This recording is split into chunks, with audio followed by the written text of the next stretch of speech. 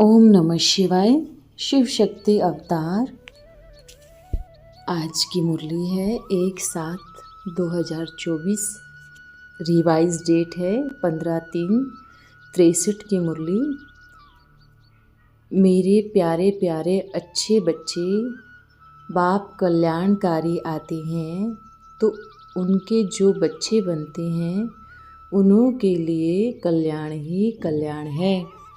परंतु औरों का कल्याण जब करेंगे तब तुम्हारा भी कल्याण होगा और कल्याणकारी बाप के बच्चे कल्याणकारी कहलाएंगे। आज गीत है तू प्यार का सागर है। ओम नमः शिवाय। पहले वो ज्ञान का सागर, पीछे प्यार का सागर। आज बच्चों को समझाते हैं, किन बच्चों को समझाते हैं? जो विषय सागर में गोता खाते रहते हैं। विषय सागर को वास्तव में कलयुगी पतित देह भी कहते हैं। भागवत में ये बातें हैं। भागवत भी इस प्रेजेंट समय का ही शास्त्र है। पतित देह में सर्प सर्पणियाँ रहते थे। सर्प सर्पणियों का तो जरूर बड़ा गांव होगा ना। सन्यासी लोग भी सर्प सर्पणियाँ कहते हैं। स्त्री को सर्पणी तो खुद को सर्प समझते होंगे। सर्प सर्पणियाँ पतित देह में रहते हैं। एक की बात नहीं, ये है बेहद की बात। ये है विषय सागर, जिससे पार होना है। विषय सागर को ही पतित सागर कहेंगे। अपन अब संगम पर कलयुगी पतित देह से किनारे आ गए हैं। हम अब न कलयुग में हैं न सतयुग में हैं। हम हैं संगम युग पर। पतित देह का किनारा अब छोड़ा, हम जा रहे हैं। इतना जरूर है कोई कोई की दिल है पतित देह से और बहुतों की दिल उठ गई है। वो सदैव अपने स्वर्ग को ही याद करते हैं, ज्ञान सागर को ही याद करते हैं। पहले पहले तो हमको ज्ञान सागर पास निर्वाण धाम में जाना है। कलयुग के बाद है सतयुग। विषय सागर बाद अमृत का सागर। बच्चे जानते हैं इस दुनिया को विषय सागर कहा जाता है। विष्ठा के कीड़े भी कहा जाता है। सन्यासी दृष्टांत भी देते हैं। भरमरी विष्ठा के कीड़े को आप समान बनाती है।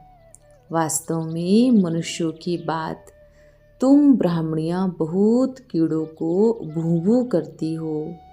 कोई कीड़े तो सड़ जाते हैं, कोई के पर आ जाते हैं और उड़ने लगते हैं। वो तो और कीड़ों को निकाल आप समान बनाने लग पड़ेंगे। अब ब्राह्मण नाम ठीक है। अमृतसर में गुरुपोत्री गुरुपोत्रियाँ बहुत कहते हैं। वास्तव में सतगुरु पोत्री पोत्रियाँ तुम हो। भारत में दादे का हक ग्रैंड चिल्ड्रेन को बहुत मिलता है। ये भी दादा की प्रॉपर्टी है। ज्ञान का सागर वो है।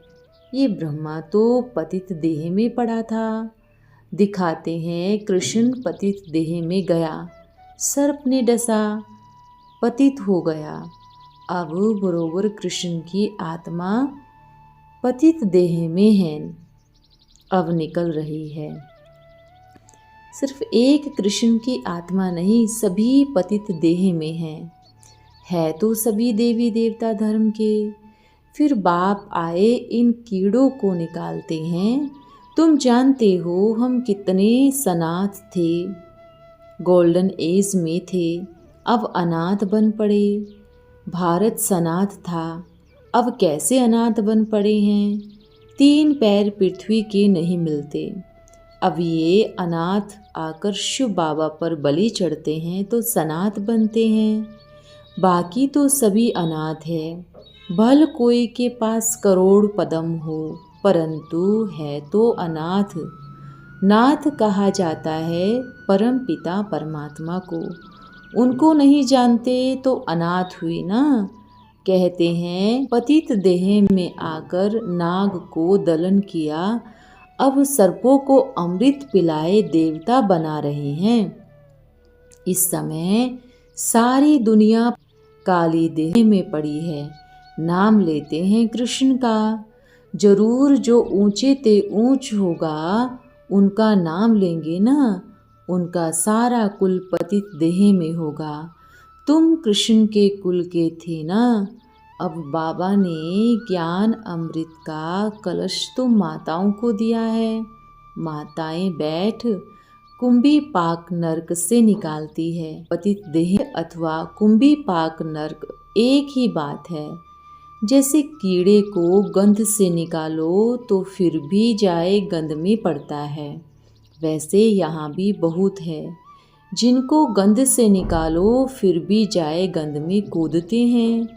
नरक कुंड बहुत याद पड़ता है, इसलिए बाबा कहते हैं नरक के द्वार को मत याद करो।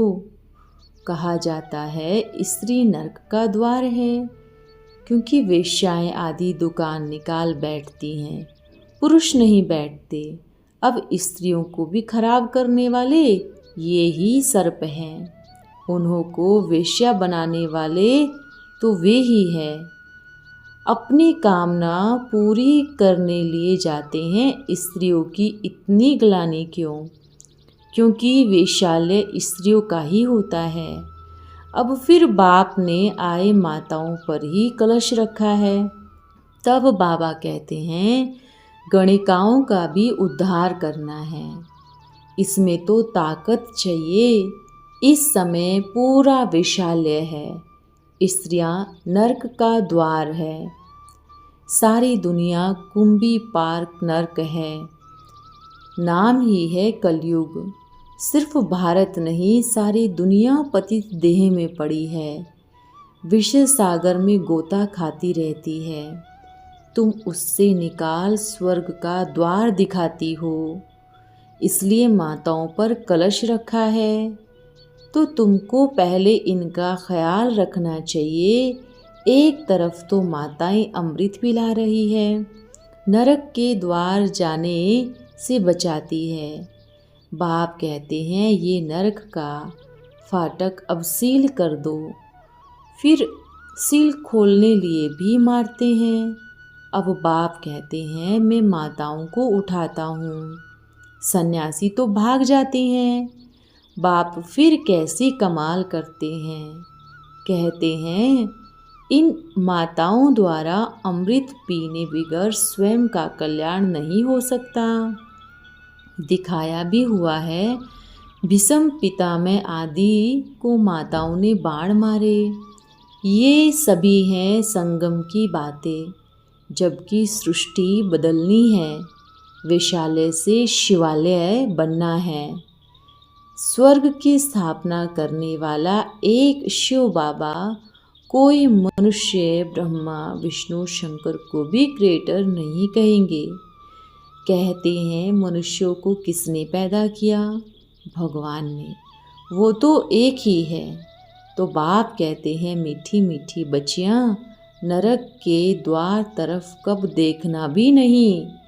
कोई बच्चों को मनसा संकल्प भी आते नरक के द्वार का, इसको काम का नशा कहा जाता है। इसलिए कहते हैं द्रौपदी ने कहा मुझे दुर्योधन पतित करते हैं, मुझे पतित होने से बचाओ।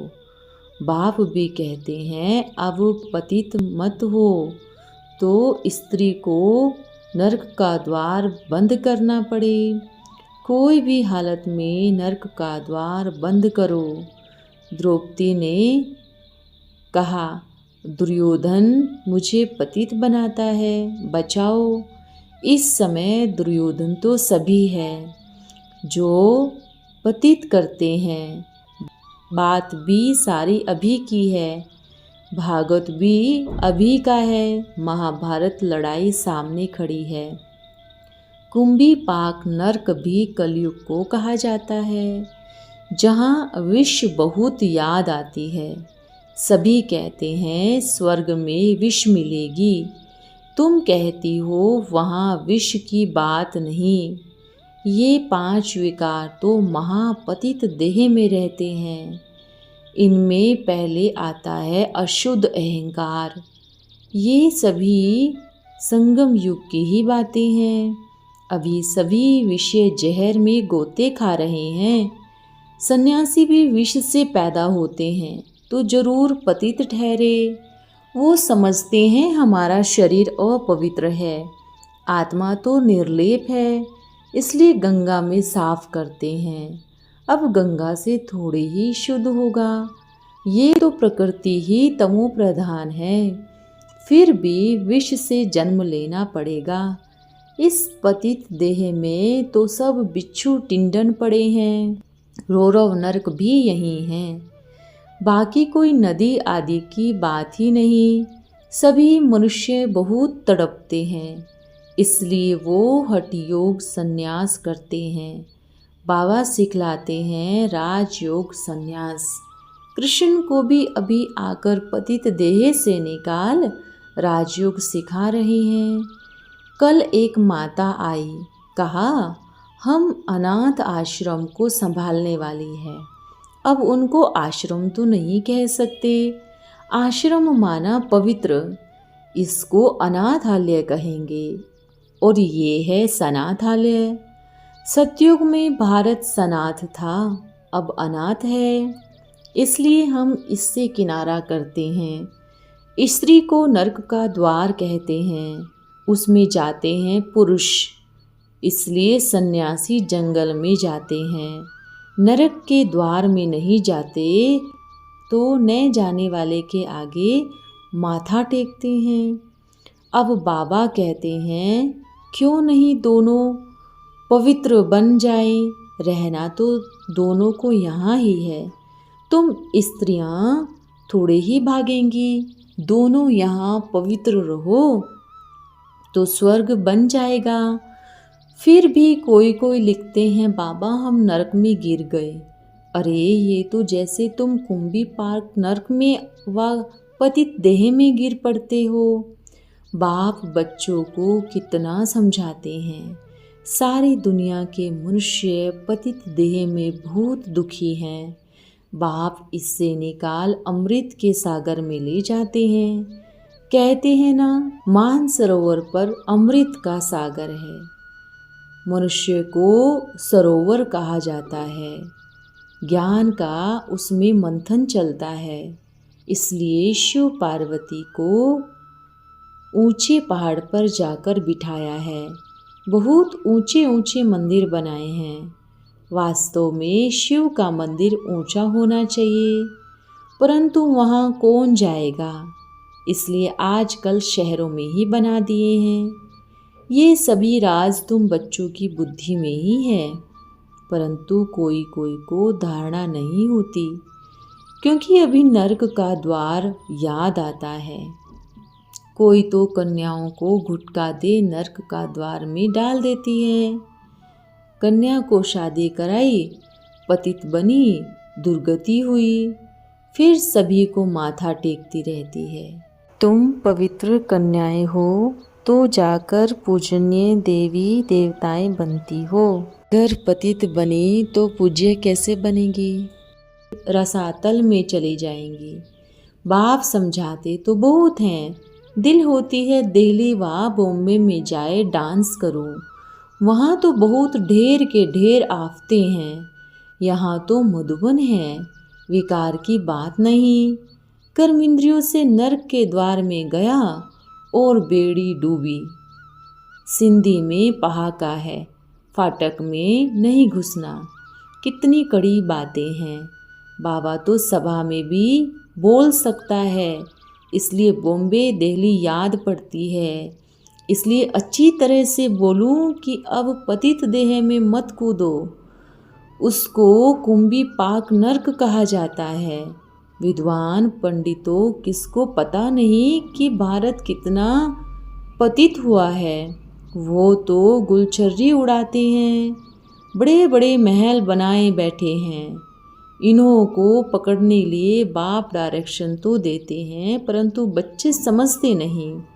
ज्ञान की ताकत नहीं तो उछलते नहीं। इस बात को बड़े जोर से उठाना चाहिए। श्री श्री 108 जगत गुरु का टाइटल हिरण्यकश्यपों ने अपने सिर पर रख दिया है। विष से पैदा हुए पतित देह में पड़े हुए अपने ऊपर इतने टाइटल रख बैठे हैं। कितना जोर से उठाना चाहिए, परंतु बच्चे अजून सगीर है। अब तो माताओं को ये चैलेंज देनी है। इसमें निर्भयता बहुत चाहिए। पुरुष तो निर्भय बन लड़ाई में घुस जाते हैं, माताएं नहीं जाती। इन्हों का चोला ऐसा है, निर्भय होने में अजून समय है, जब तक बालिंग बने। अच्छा कितना समझाए। बच्चे कीड़ों को निकाल भूं भूं करो, जो भूं भूं न करे उसको भरमरी कैसे कहेंगे। अच्छा बाप दादा मीठी जगदम्बा माँ का सिखिलदे बच्चों को गुड मॉर्निंग। हम रूहानी बच्चों के रूहानी बाप दादा को नमस्ते। ओम नमः शिवाय। रात्रि क्लास है। बाप कल्याणकारी आते हैं तो उनके जो बच्चे बनते हैं उन्हों के लिए कल्याण ही कल्याण है। तुम बच्चे ही सारी दुनिया में जीत तरफ हो, और जीत में है सुख, हार में है दुख। माया पर जीत पाना तुम्हारी तकदीर में है। बाकी दुनिया में क्या है? हमारे सामने तो साधु सन्यासी सभी बुद्धू पत्थर बुद्धि है। हम हैं इनकॉग्निटो। हम सभी को जान सकते हैं। हमको कोई मुश्किल जान सकते हैं, क्योंकि यह गुप्त सेना है। माया पर जीत पाने वाली माया जीते जगत जीत गाया जाता है ना। तुम्हारी है प्यूर बाहर, बाकी दुनिया की है 3 दाने। सच्ची संसार की बात तो हम ही जानते हैं। अपन जानते हैं तब खुशी में भी रहते हैं। कल्याण की तरफ पुरुषार्थ करना ही है। औरों का कल्याण सो अपना कल्याण। औरों का कल्याण जब करेंगे तब हमारा कल्याण होगा। दूसरों का कल्याण करें तब कहें हम कल्याणकारी बाप के बच्चे कल्याणकारी हैं। उसमें भी सहज है। सहजी शिव का चित्र हाथ में उठाया है, समझाना लक्ष्मी नारायण का चित्र भी बन रहा है। स्वर्ग में है लक्ष्मी नारायण का राज्य। स्वर्ग की स्थापना करने वाला है परम पिता परमात्मा। यही बातें समझानी हैं। अच्छा गुड नाइट। आज का वरदान है साक्षात्कार मूर्त भव। साक्षात्कार मूर्त वह बन सकेंगे जो सदैव साक्षी स्थिति में स्थित होंगे। उनका नयन प्रोजेक्टर का काम करेंगे। उनका मस्तक सदैव चमकता हुआ दिखाई पड़ेगा। मस्तक में लाइट दिखाई देगा।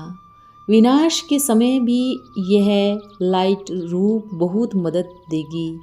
कोई कैसी भी वृत्ति वाली आपके सामने आएगा। आपका देह को न देख आपके चमकते हुए बल्ब को देखेगा। जितनी जितनी आपकी लाइट तेज होगी उतना ही उनको आपकी देह देखते हुए भी नहीं देखने में आएगी, और उनकी तमोगुणी दृष्टि और वृत्ति भी स्वतः खत्म हो जाएगी। अच्छा ओम नमः शिवाय।